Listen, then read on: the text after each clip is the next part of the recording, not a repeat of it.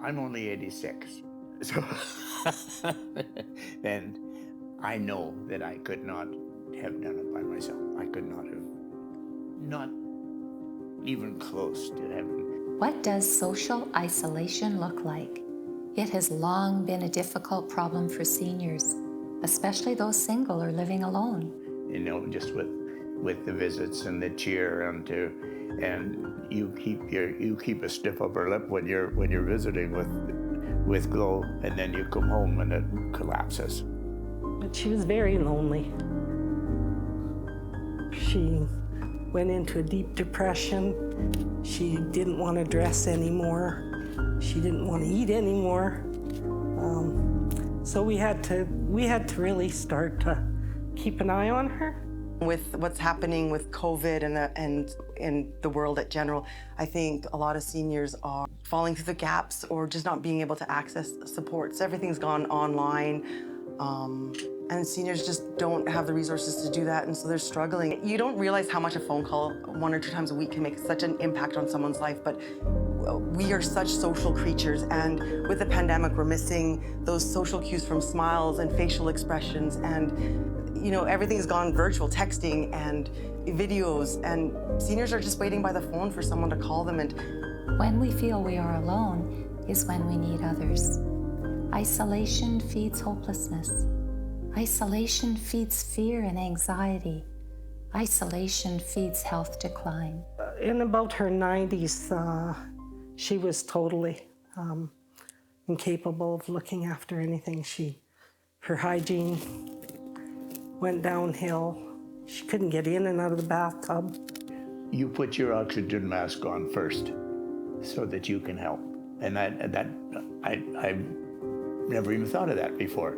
But if I'm not strong, I can't help Gloria very well. And so if I don't look after myself and stay alert and stay strong and upbeat, I'm no good to Gloria. I supported my parents with my husband's assistance for about 15 years, and now we take care of his mom and his dad. How do you support your aging parents at home and keep in touch? Aging family members need you to have regularly scheduled time for them. When you do not live nearby, they need you to find their personal support services to assist them and hire home services for things they can no longer manage. I take my mother-in-law every 2 weeks for groceries, and my husband stays with my father-in-law while I do that. That's a really important piece because they don't use technology, so it's really difficult for them to access groceries. And of course, for her, even if she gets out, the challenge of getting them in the car and getting them home and unloaded is just too much. Gloria loves her grandkids, and for sure, the grandkids are her best medicine. They really are.